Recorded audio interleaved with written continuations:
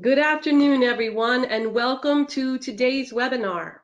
My name is Donna McInerney, and I'm the CEO of the Foundation for Educational Administration, which is the professional learning arm for NJPSA.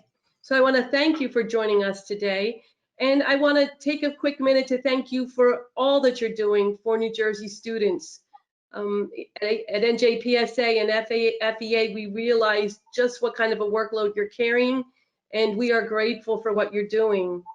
We're also grateful today to have a terrific guest, Michael Selps, to join us today.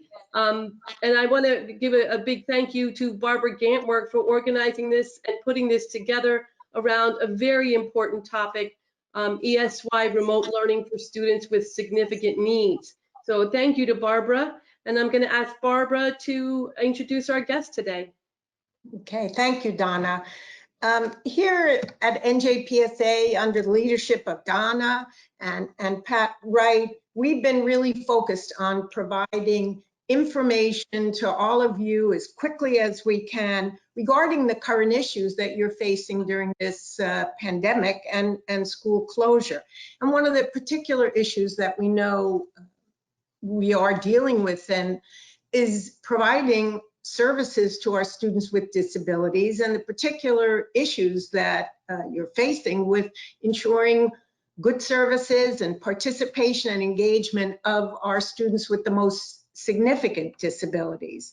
So today's program does focus exactly on that. And while we know that there are new guidelines that will allow districts to determine whether or not they can, in a safe and healthy way, provide services in person to students with disabilities during the summer, it's likely that many programs will remain programs that are remote.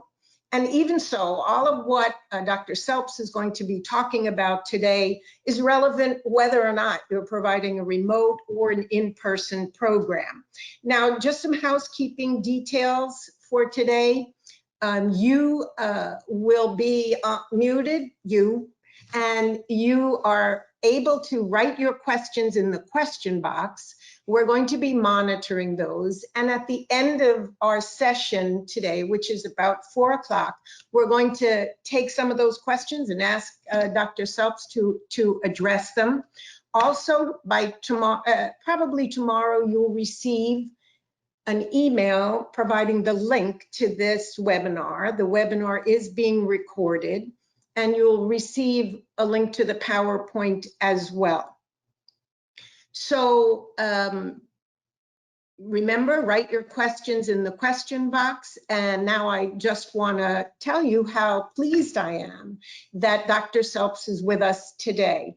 Dr. Selps is the Executive Director of Behavior Therapy Associates in Somerset, New Jersey. He's a licensed psychologist in New Jersey and Pennsylvania. He's a certified school psychologist and a board-certified behavior analyst.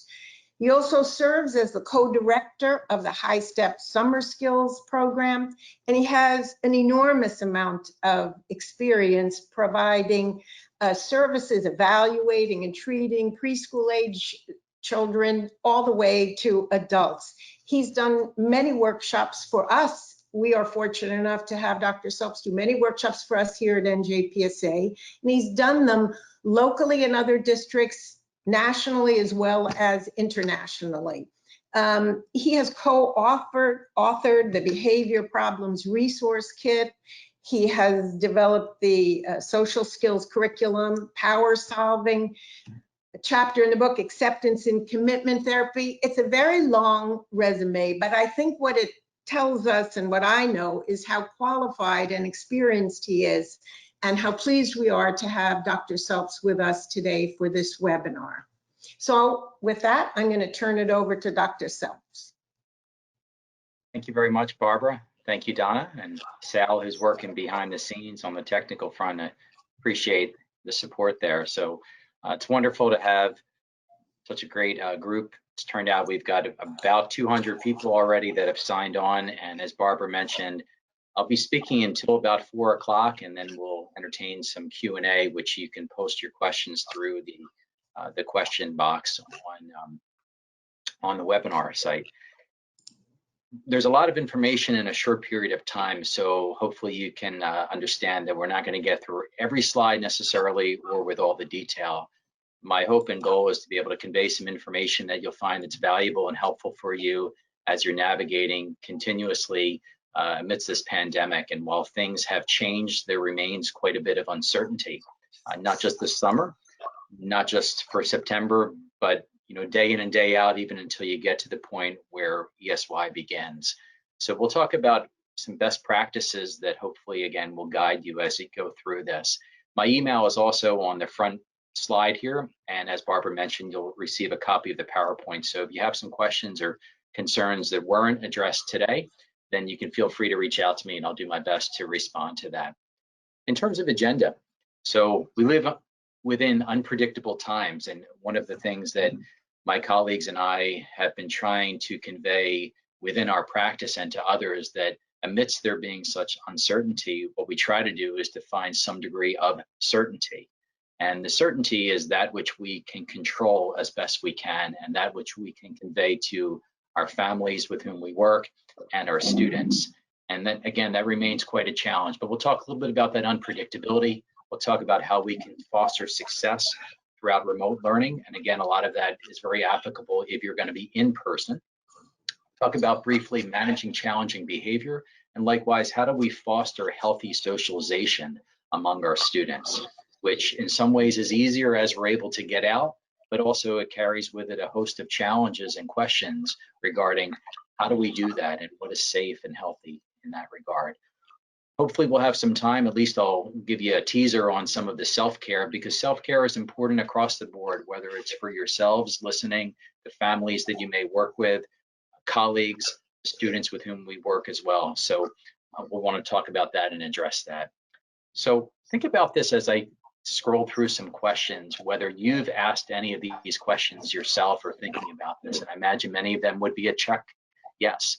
When can we go back to school safely? This remote teaching, gosh, it's pretty challenging for me and for our students and the families. It's pretty difficult to get parents and students to participate, to get them to on board and to show up. It's disheartening to observe the students' behavior without being able to stop it. So I consult to some schools that have students with significant behavior issues, and to observe self-injurious behavior for some students, aggressive behavior towards a family member. How can I continue to juggle all of my professional responsibilities with my personal responsibilities and at the same time remain calm and sane and being able to manage all of this? Really, this is going to continue through ESY? Well, I guess that depends, right? It depends on what your district does. It depends on what your role may be. So there's uncertainty. What about for our children? What might they be thinking? In many ways, not necessarily much different. I don't even understand what coronavirus is. Well, the secret is the adults many times don't understand it much better. There's information we hear from the CDC one day, and that may change a different day. What we hear from leaders, politically may change from one day to the next, and there's lots of different information. So what does it really mean? I'm worried that I might get sick. My friends, my colleagues, my family members, they may get sick. What will we do? Gosh, we're so bored. Where can we go safely? How can we handle this?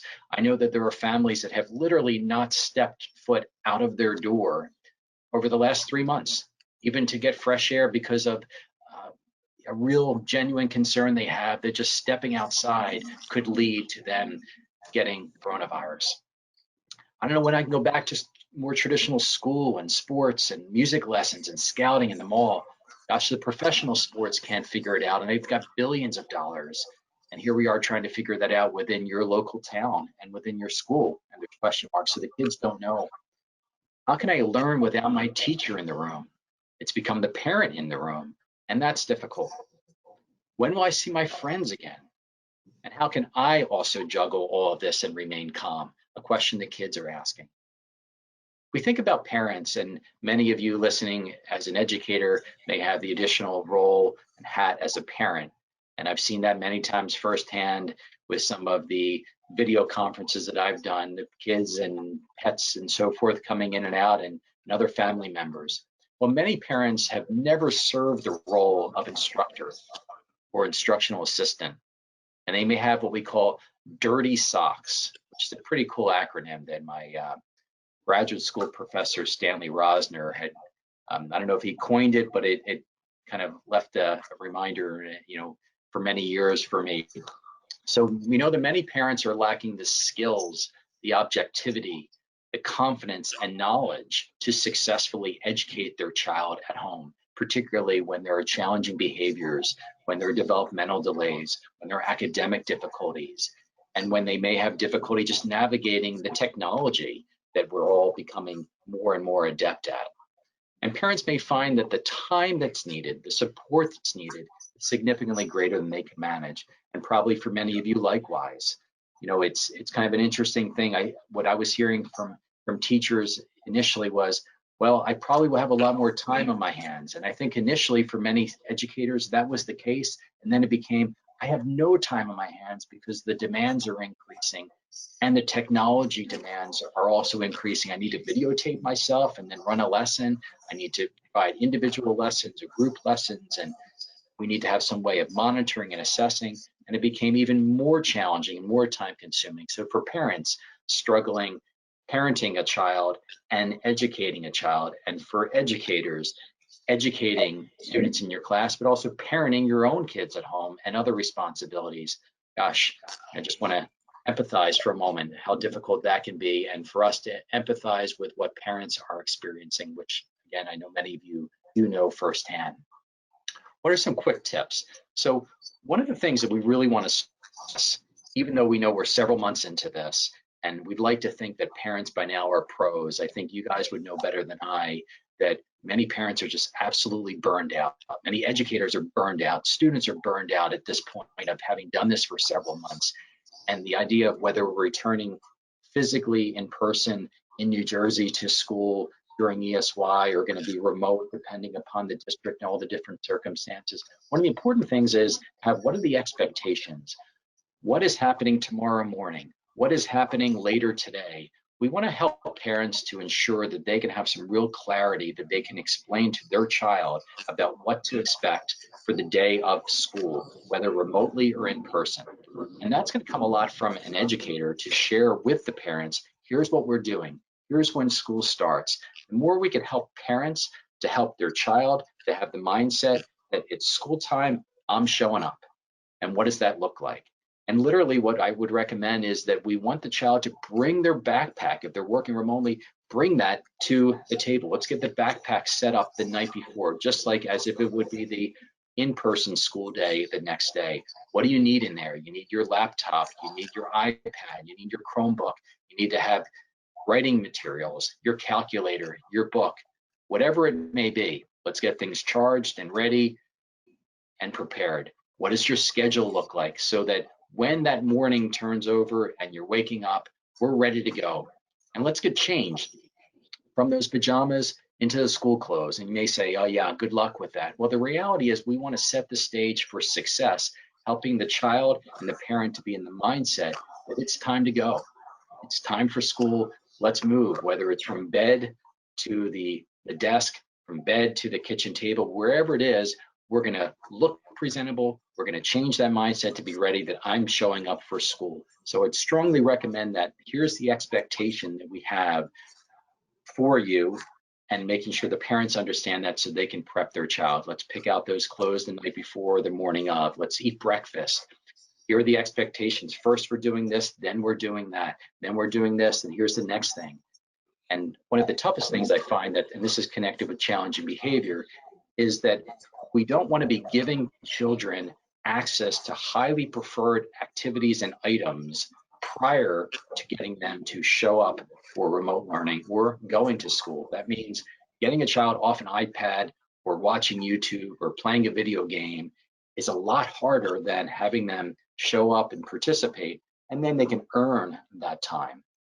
So paying them forward only works if you have a child that can reliably and consistently follow that expectation of being present and participating and cooperating fully for academic instruction, transitioning, whether it's to a physical school building or working remotely. So the recommendation would be to encourage parents to hold off in giving the child access to those highly preferred activities until after they're completely done the school. There could be breaks in between, which is certainly feasible and important, but it shouldn't be those highly preferred items that make it really difficult for the child to get off of.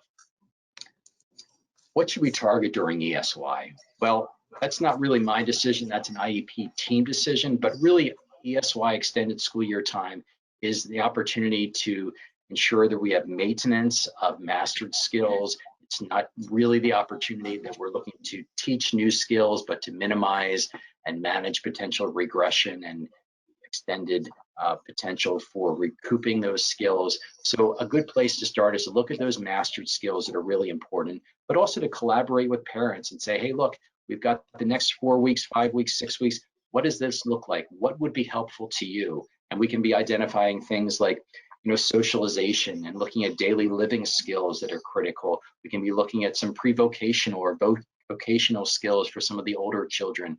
You're looking at some functional play skills and imaginative play, interactive play. So what are skills that the parent can be present for, can help the child to maintain and to generalize, that's going to make for an enjoyable, engaging summer, and also manageable for you as an educator and manageable for the parent at home. So engaging in that conversation early, enough time prior to ESY would be ideal.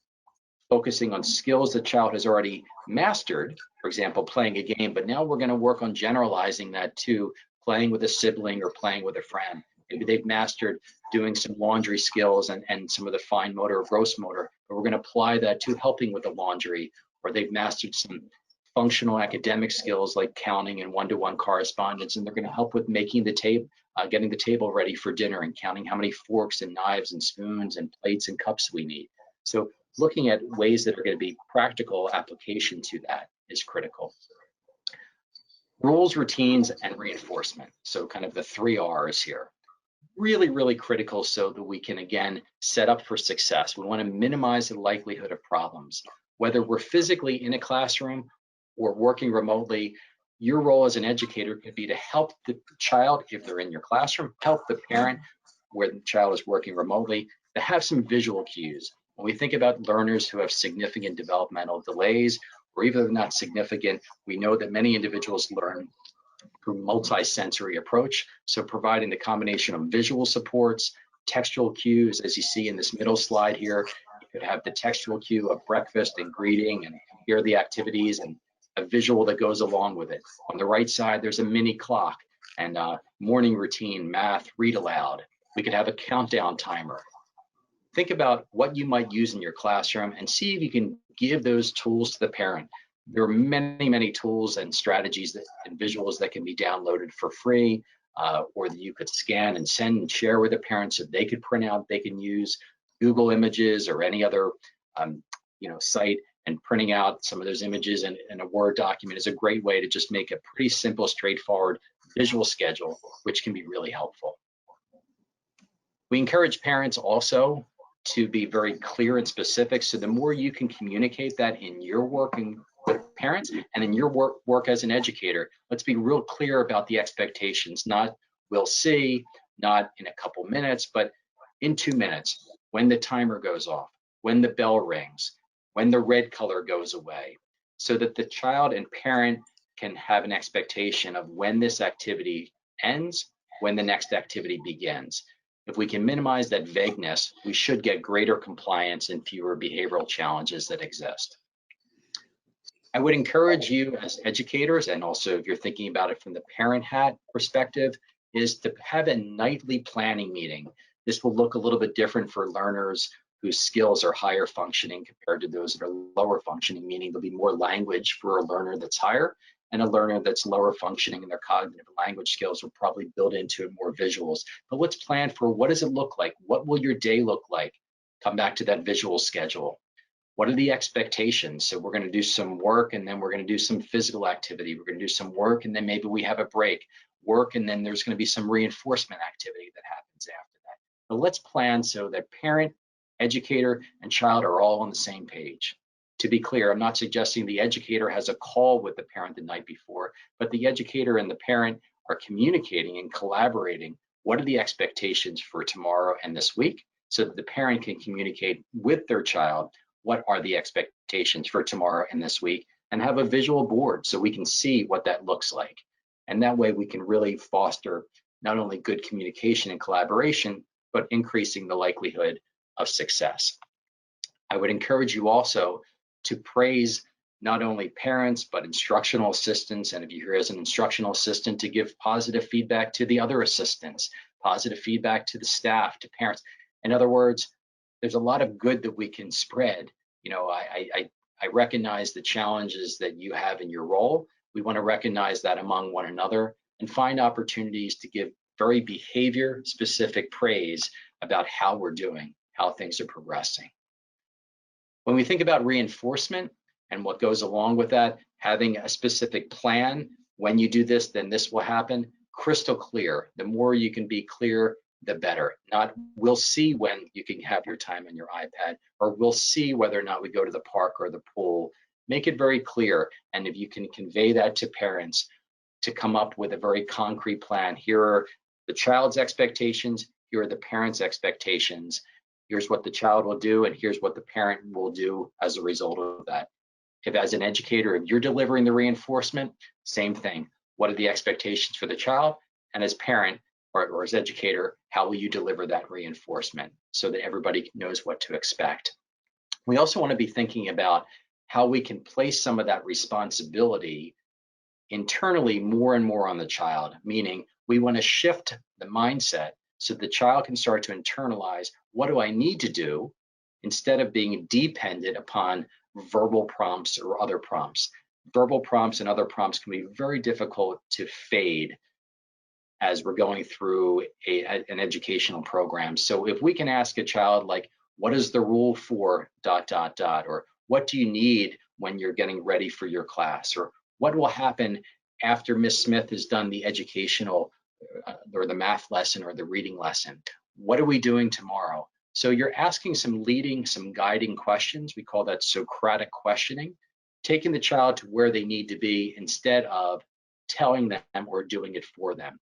There's a lot more learning that ultimately happens if we can shape and gradually move there versus telling them specifically what they need to do. So more sometimes is less, less sometimes is more. So if we can minimize the prompting, we can really shape a lot more behavior. Again, be clear. Let's avoid saying we'll see, be a lot more specific.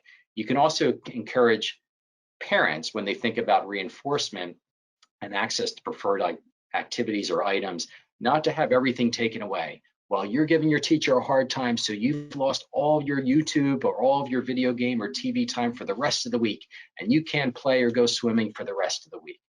Well, gosh, if it's Tuesday morning, what are we doing the rest of the week for reinforcement if that's needed for that child? We would do better, again, to have the when, then. When this happens, then this happens.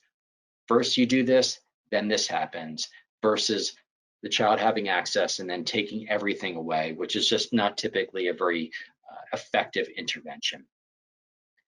How can we help students to sit calmly, attend better, complete work? Well, if you just think for a moment about some of the learners who are more significantly impaired in their functioning levels, even just showing up as we're doing and making eye contact as I'm making, and squaring the body, sitting in a chair and sitting calmly with hands still, that's a tremendous challenge for many students, even when we're in person, in a classroom, sitting across from them with reinforcement. So now you take the technology of looking through a camera, a web camera, and some students don't even completely comprehend, what does that mean? I now see my teacher, and I've been seeing my teacher, and it's like a picture or a video, but are they real? Is it really live? What does that mean? Yes, even several months later, still struggling with that. So what we really encourage is, if you haven't developed some real good rapport, or we call it pairing, with the student, is that may be really important to revisit during extended school year programming, especially if you're working with a learner that you haven't worked with before. And by pairing or rapport building, what we're really trying to do is we're trying to align with or connect with that student so that we can become reinforcing in and of ourselves. And you might say, well, Mike, how would you do that when I'm not even near the student if we're doing that remotely? Well, you might be setting the stage for reinforcement. If the parent is there and should be there with the student in the respective home, and you're in your respective home, you might have the parent who's delivering the reinforcement, and the child starts to learn that because you as the educator are showing up, that sets the stage for the student to be able to have access to the reward that they wouldn't otherwise get the rest of the week, which means you've got to have the parent on board. We might also engage in some fun activity. If there's a virtual game that you can play that's interactive with the child, a virtual game that you can incorporate the parent as well, or maybe you're giving some direction and some cues to the parent to play with the child, interact with the child in some game fashion that would also build or reinforce some critical goals and objectives that are connected with the IEP. In other words, let's make it fun. If you think about yourselves, you're much more inclined to want to be with someone, engage with someone, show compliance, and feel more comfortable when you're feeling relaxed and enjoying the activity. But when we put lots of demands on students, particularly where we haven't established that good relationship, what do we see? They're digging their heels in. And then sometimes as an educator and as a parent, respectively, digging their heels in, and that's where we start to see the heads kind of banging and we're not getting the progress we want to. So I try to look at that opportunity for good rapport building, brief periods where we're working with breaks for movement. We call those non-contingent breaks, so they don't have to earn a break to move, but we want to get them moving as well. We want to give those energy breaks, preparing them for transitions, and kind of those short chunks of time so that we can help them to maximize their success. Systematic praise. So, in the field, we say at least 3 to 1, 3 positive for every 1 negative. And those praise statements should be behavior specific. I like the way you're working. I like the way you're sitting. Good job following the directions. That's a lot better and different than saying good girl or good boy. We want to convey that. And likewise to the parent, thank you so much for helping your child to show up on time. Great job with helping your child to get the homework done. Provide that behavior specific praise, and that can really help to shape the desired behavior. The homeschool communication or school home communication, either way you want to look at it, is really, really critical. The collaboration. I say that having consulted with a multiple number of schools over the last several months, that the more successful situations have been where there has been good, strong, consistent communication between the educator and the parent. And there are challenges on both sides. We recognize that. But if you can establish what those expectations are of when the parent and educator are going to check in, and that could be the beginning of the session, it could be via email, it could be at a separate time, whatever the protocol is, have one. Have a protocol for how we're going to collaborate, when we're going to collaborate, and what makes sense so that we can make for, again, successful educating. A little bit of transition here to what contributes to challenging behavior. So while we want to set up for success, what are some of those factors? And hopefully most of these are pretty self-evident, but we know that many children struggle with regulating their own behavior. They have developmental delays, educational delays. That's why they have an IEP, and that's why they're receiving extended school year programming. Now think about some of the other factors. Many children, as well as adults, experience a significant level of distress, sadness, uncertainty, anxiety, other mental health issues. There have been loss and for some individuals, some trauma as well, particularly over the last several months, and continuing with individuals who may be ill just through various circumstances, not just because of COVID-19. So just being mindful of that there's lots of different factors that can really push someone's mood and behavior different than what it may have normally been, in addition to the circumstances that we're living and breathing.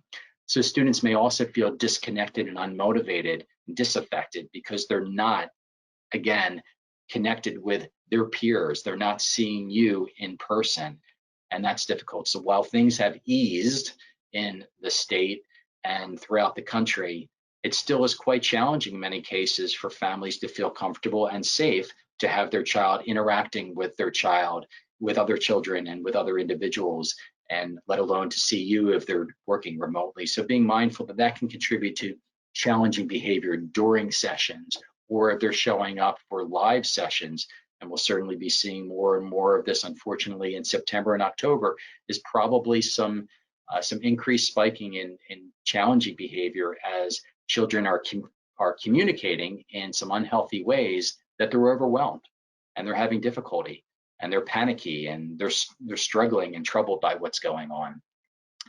And also the characteristics of the adults in the environment. What do I mean?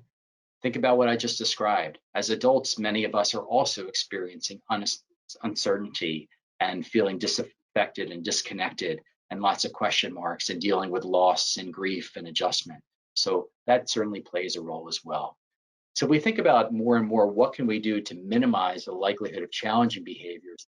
My recommendation would be to build in as much as you can into the ESY programming, and then also when you return back into the fall, is some of those emotional regulation skills, which is kind of a fancy way of let's work on social skills, let's work on communicating feelings, let's help children to identify emotions. And if you're sitting here and you're thinking, well, my students know feeling words. Well, think about how many adults do you know that you email them or you text them or you have a phone call, a video chat with them, you see them at live, you say, how are you doing? Oh, I'm doing great, how are you? But not really getting into truly how they're feeling and what they're experiencing. So while some children may have the language skills to effectively tell you how they're feeling, are they willing to tell you how they're feeling and take that time? So if we operate under the assumption that there are deficits or weaknesses in communicating feelings, as well as many times a willingness to communicate feelings, well, that's a couple avenues that we can certainly work to cultivate. We can spend some dedicated time during ESY programming working on helping children to communicate feelings, even if it's initial check-in. Hey, how are you feeling? It was tough for me to get out of bed today. Gosh, I'm feeling tired. Right, great. And I couldn't get my car started when I needed to go run an errand. So I was feeling what? I was feeling frustrated. Good. So we can work on that and helping children likewise to communicate how they're feeling and connecting that with the situation. And there's lots of other skills that you can build into via individual lessons as well as group instruction. I've listed just a sampling of those now, those there below, which are really what we call some of those critical skills, critical objectives that we want to help, essential skills for living, really, of learning to wait, accepting no, asking for help, seeking attention appropriately, showing flexibility, asking for missing items. So think about how you could coordinate that with a cooking activity or an activity you're working on math, or you're working on a fine motor activity or a language arts lesson or social studies or science, that we could incorporate those various skills that are maybe some of those softer skills, but in reality, some of the most critical skills. We find that many individuals that may have some of the sufficient vocational or academic skills for employment may struggle significantly with getting and maintaining employment because of those quote unquote soft skills, those social emotional learning skills of regulating emotions, accepting no, tolerating when things don't go their way, etc. So having a simple check-in. Hey, let's check in and see how you're feeling. How are you feeling on a scale of 1 to 5? Are you completely happy and calm all the way up to extremely angry and frustrated? What does that look like? And can we help our students? Can we help them to be able to really incorporate two feelings? So think about this for a moment. Think about the last time you really felt frustrated, angry, disappointed, anxious. May have been today. May have been the last couple days when you got some news about what the summer program is going to look like. May have been some news about something else more personally. So the idea of that I could actually feel a down feeling or a negative feeling like anger, frustration, embarrassment, worry, concern, and I can stay calm and safe, for many students is a concept that they're so far from mastering, and that contributes to challenging behavior. So I can be angry and my body can be calm. I can feel frustrated and my body can be calm. But for many students, again, they don't see that as coexisting. I'm angry, therefore I show you my anger. I'm frustrated, therefore I show that to you. But again, we want to help them to notice that. So let's notice, let's have some mindfulness, let's notice, let's be aware, let's label and identify my emotions. And at the same time, I can stay calm. How do we get there? We've got to practice. We've got to give them lots and lots of potential situations, like trigger situations. Let's write them on a card. Let's put them on a Post-it note. and let's put them in a hat. Let's pull one out. Let's practice. Let's practice and practice. Lots of potential situations, or we could say real trigger situations that the parents share with you, that the regular school year teacher shares with you, that you anticipate or have experienced with that student. And let's practice that so that that role play or behavioral rehearsal will build up the skills for their child, kind of inoculate them so that they can be better able to manage the stress in those real life situations, therefore staying calm and in greater control. So helping to have some separation. I'm noticing I'm thinking that I'm frustrated and that I want to burst, and I'm going to stay calm. I notice that I'm really, really angry and embarrassed about what just happened, and I'm going to keep my body safe and calm. So this is really about helping the child to be more what we call psychologically flexible. It's not like, flexible with our arms or legs, but in our mind, we're going to be flexible. Now I'm going to notice my feelings and be willing to stay calm. For a child that's struggling with cognitive delays or language delays, then we would want to use more visuals. And they may also need some sensory input that's going to physically help them to move. This is not a comment about sensory integration strategies. There are certainly a lot of questions in literature about the efficacy of that. I'm talking about more about movement and a place where a child can move with the opportunity to get calm, and for a staff member, parent, when we're in the home, to help that child to process what happened, where were you, how are you feeling, maybe working on some breathing. But it's a place where they can go that's kind of a haven that they can connect again with their feelings and just kind of chill for a little bit, get their body to kind of calm down, the heart rate to slow down, the breathing to slow down, to help them. The more we can practice, the more that's going to happen in the real life situation. So helping them to regulate, working through that. If we were live here and I could see you, I would ask you to raise your hand for how many of you have ever used video modeling, so you can sort of do that on your own. And if you think about video modeling, well, video modeling is an evidence-based intervention, and one that can really be helpful for individuals that have significant needs. So if you didn't raise your hand, no, I don't use video modeling, think about whether you've ever gone onto YouTube and to seen a video of how to make something or fix that. I've done that, trying to fix the air conditioner, fix something in my car, rewire something. I'm not always successful, but by looking at something, I can learn, see the modeling, the benefit of somebody else, and then do my best to imitate that. That's called video modeling.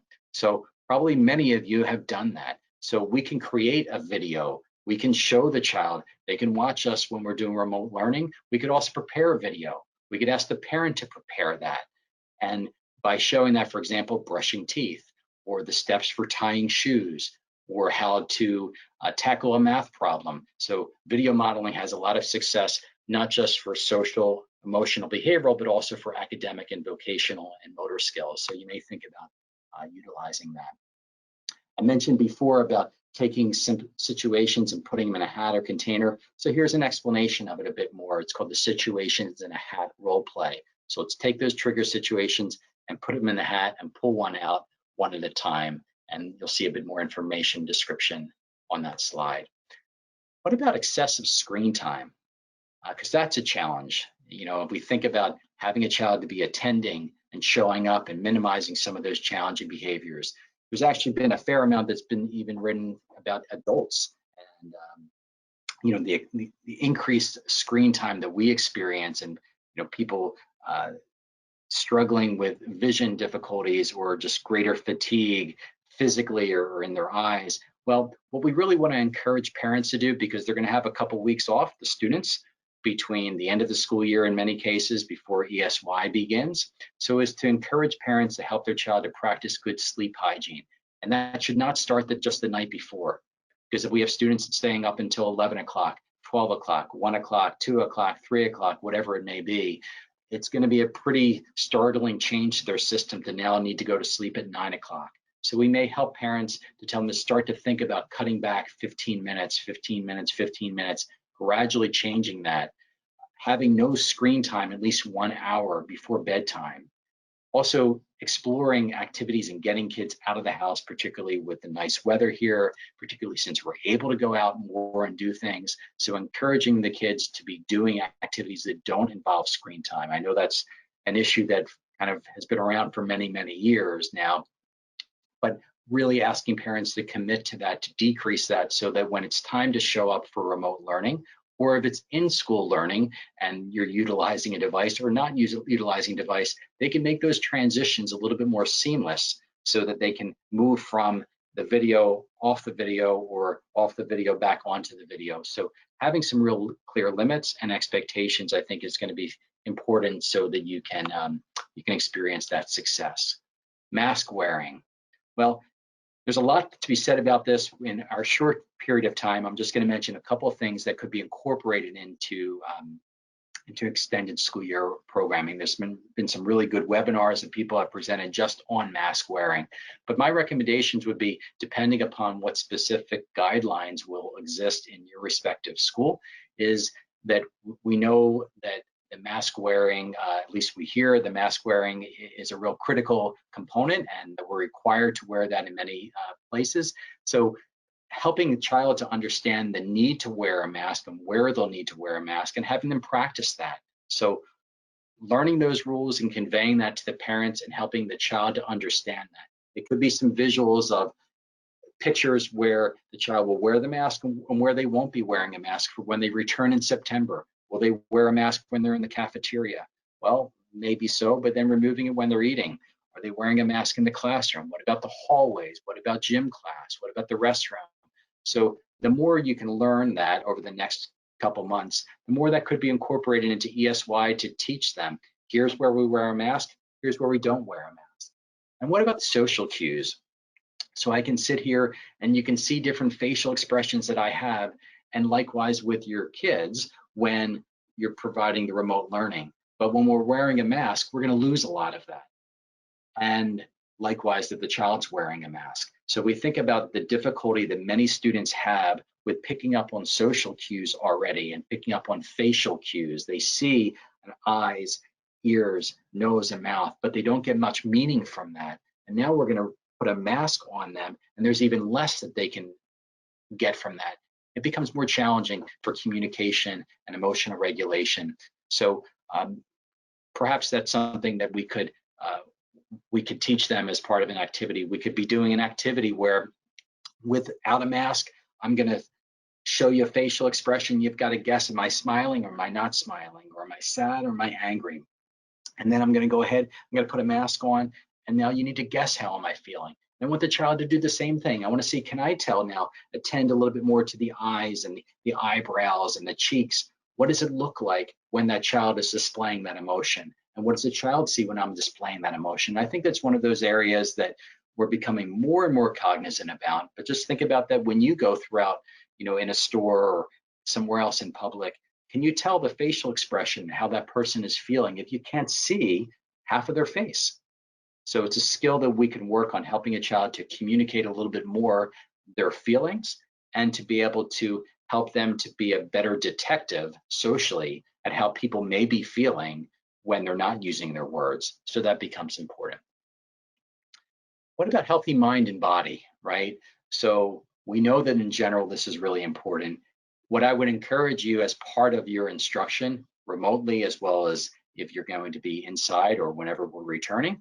So if we can encourage parents to participate, to help their child to be moving around, the idea of not only taking breaks, but to be engaging in some regular exercise. So I would recommend making that part of the activities during ESY instruction. That could also be some quote unquote generalization or homework activities where the child needs to go for a walk with a parent, or doing some jumping jacks, obviously health and medical issues taking into consideration, so that we can help the child to get back to some exercise that for many individuals, perhaps they haven't been doing for 3 months, right?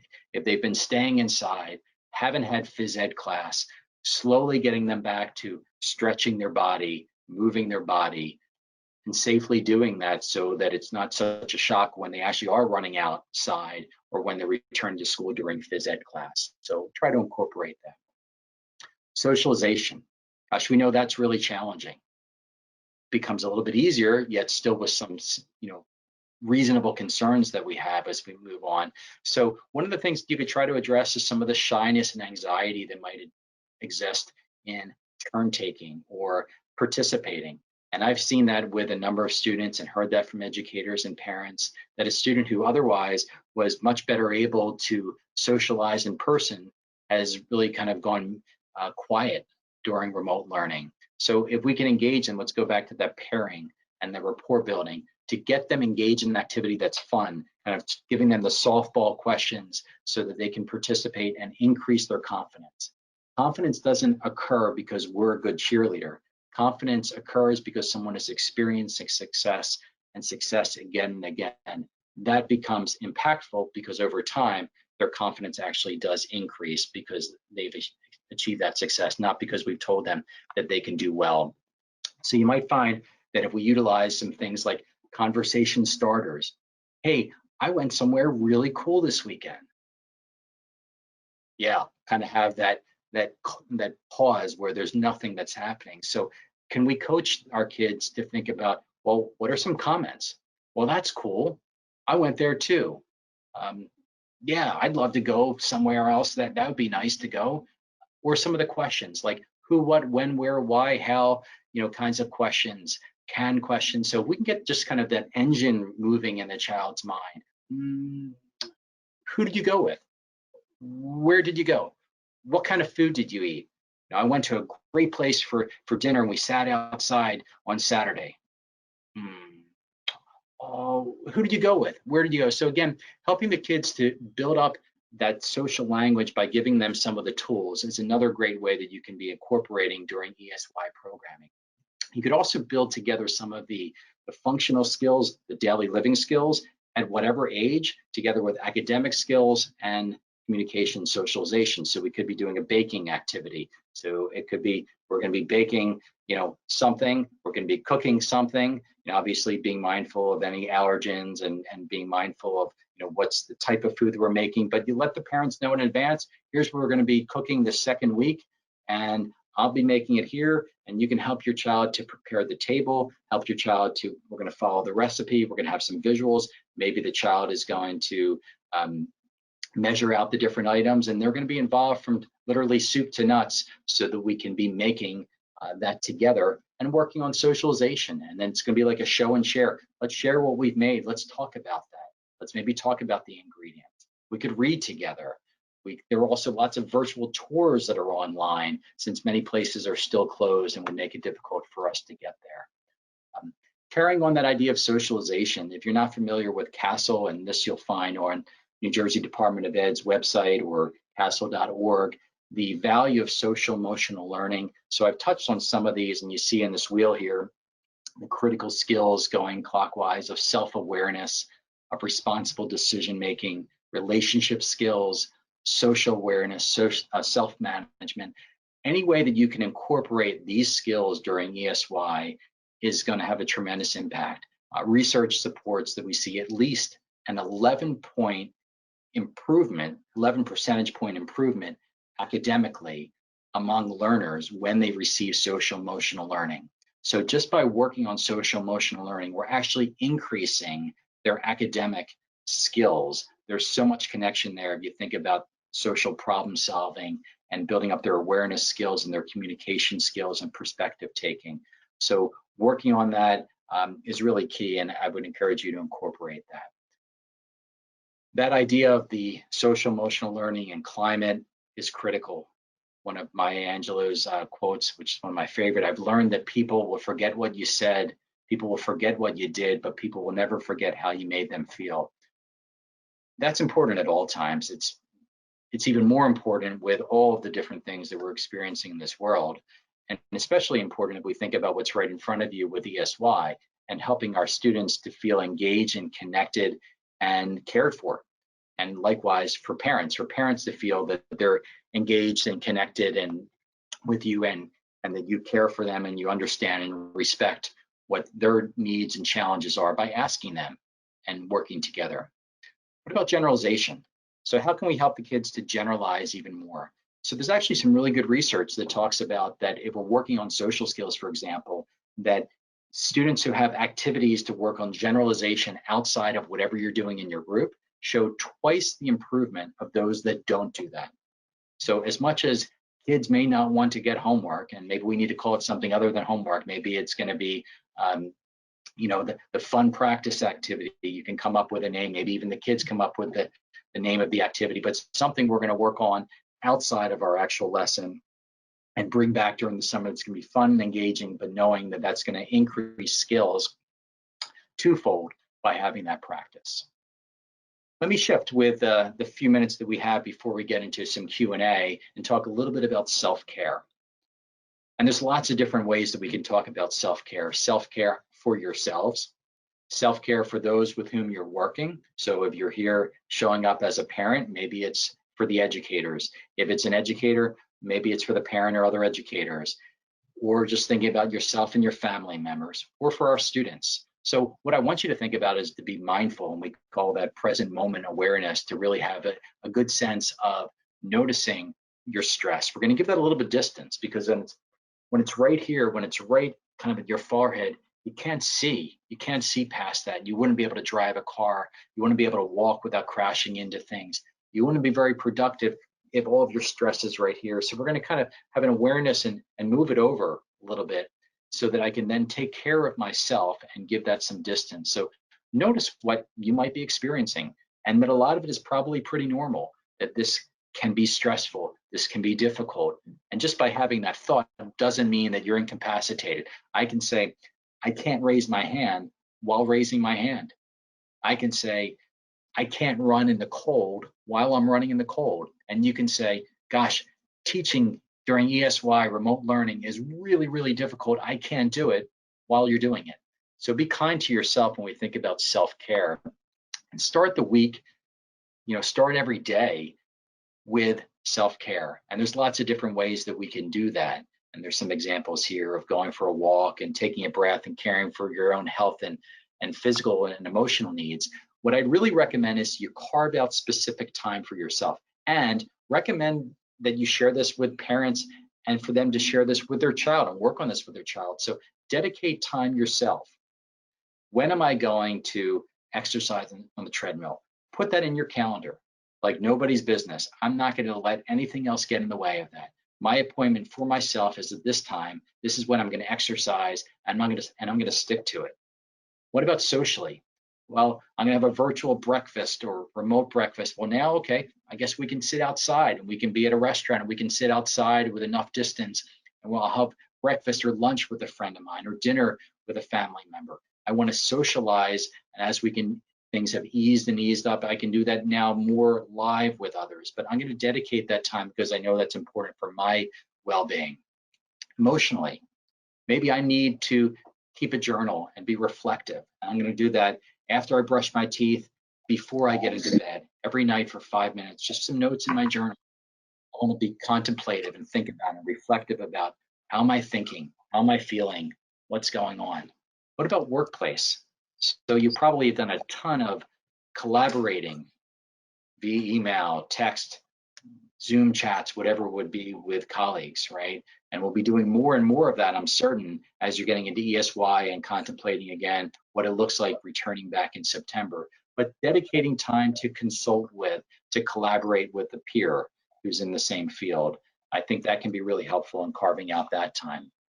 The thought diary, as I noted, as well, can be helpful. So choosing that while you may not like what the reality is of the situation for ESY or return to school, I'm just not going to reject the reality. The reality is this can be challenging, this can be uncertain, and I'm going to accept it. Not embracing it because I love it, but accepting and allowing room for it.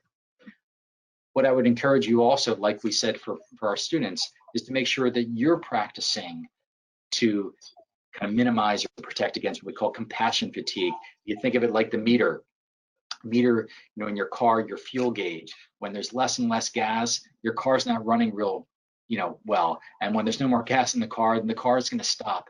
So your compassion is the same way. When you're burned out, you've got nothing left there. You've got nothing left to give for others or for yourself. So make sure you have sufficient sleep. Make sure that you're well rested. Make sure that you're exercising and eating well, and you're taking care of your self-care, as I just noted. When you're dedicating time for yourself, you've got to say no to other things. In other words, if I'm scheduling time, committing to, I'm going to go for a run today, if I say yes to anything else, in effect, I've said no to my run. And then I've said no to my own self-care. So if you absolutely have to move something that's on your calendar for your self-care, then you've got to reschedule that ASAP to be mindful of yourself and to be kind to yourself. But generally, say no to things that would impede or impact what you've dedicated for yourself, for your self-care. And that, of course, can be challenging. A couple other tips before we entertain some Q&A. I hear people sometimes say, well, I feel guilty dedicating time for myself. I feel guilty setting aside time for exercising because, gosh, I haven't spent enough time with my family and my friends. Well, if you haven't stolen something or lied or cheated, then let's try to avoid the word guilty. You know, what you probably are feeling is conflicted. You might be feeling concerned or worried, and maybe you need to express that to loved ones and friends. And the reality is that you can be working out and noticing that you're feeling a bit concerned or worried. You can be taking, you know, a warm bath. You can be going for a walk or talking with a friend, and also noticing, oh gosh, I'm not spending my time with my family during this time. And then communicate that to them and schedule that time. So just because you have a thought about something doesn't mean that we have to stop doing that. And that's something we can convey to our students and parents as well, because parents may feel guilty that I haven't done this or I haven't done that. Kids may feel, you know, frustrated that they've got to show up for ESY when they like to be outside, okay? We can show up for ESY and feel frustrated and feel tired. So just because we're feeling something doesn't mean we can't also still engage in the necessary activity. So try to set some boundaries so that you can commit to those times. Again, being kind to yourself. The last couple slides talk about that same kind of idea of connecting our thoughts and feelings with what we can do. I want to help educate my students. I want to work with parents. I want to be the best educator or parent I can be. And it's awfully difficult. It's awfully challenging, awfully concerning at times. So we think about this Helen Keller slide to wrap up with. Alone we can do so little, together we can do so much. I think that's critical, not just in the COVID pandemic that we continue to deal with, but you know, the greater global issues and national issues we're dealing with, and then very specifically with what we're looking at with ESY, to be able to look at that, hey, we can collaborate here and have some good planning to make a difference. Our timing is pretty close to exactly where we want to be, just about 4 o'clock, Barbara, and I'm pleasantly surprised that I got through it with a couple minutes to spare. And now we're gonna entertain some questions, which I'm happy to answer. So hopefully, thank you. as possible, can hang on for another 15 minutes, and we'll entertain the questions. I think we're good, and our timing is perfect because you're right on time. Oh, I do have a question about the situation that some districts are facing, that some of the students with the most significant disabilities obviously are having the toughest time engaging, and their parents are sort of, and you talked about it, so frustrated that they're saying, forget it, we don't want to do this. Do you have any suggestions for districts of how to deal with this? Well, I suppose there are several challenging components that are connected with that. I'm gonna do my best to stay away from the legal piece because I think there's so many different kind of tentacles there, Barbara, right? Right, not legal, just help. You know, I think what I find consistently is really, really important when parents feel like they're ready to check out or they have checked out, is reestablishing that communication and really truly validating. And you may feel like, well, what is that going to do? And I think what we find, and I'll touch on at least at this level in terms of, you know, when issues occur and when sometimes there are complaints and due process. So many times it's because parents may not feel that they've been validated and heard and the communication has been there. So I'd really encourage, you know, as educators to make sure that we're connecting with parents and to acknowledge, we recognize how difficult this is. You know, please share with me, what can I do to make a difference during remote learning, during ESY, whatever that looks like, understanding that this is absolutely not the ideal, recognizing that you've already been through this March, April, May, into halfway into June. What can I do to align myself with you, to work with you, to help your child? What can we decide together that's going to make a meaningful difference? Because you're right, Barbara, that with regard to the question that's asked, we could have a learner that has significant behavior issues, significant oppositional behavior, not wanting to show up. So what can we do? And in some cases, I've recommended to parents and to the teacher could almost be like a commentator with a parent trying to engage the child in some preferred activity, and the teacher's kind of talking to the parent, giving them some guidance that was pre-established about how to support that child in going through some preferred activity. And giving some of the coaching to the parent may actually go a long way of building the parent's confidence, helping to get the child engaged in some meaningful activity, even though it's not what the teacher intended to be teaching during that time. Okay. Well, thank you. Mike, you've answered so many of the important questions today that I think we're going to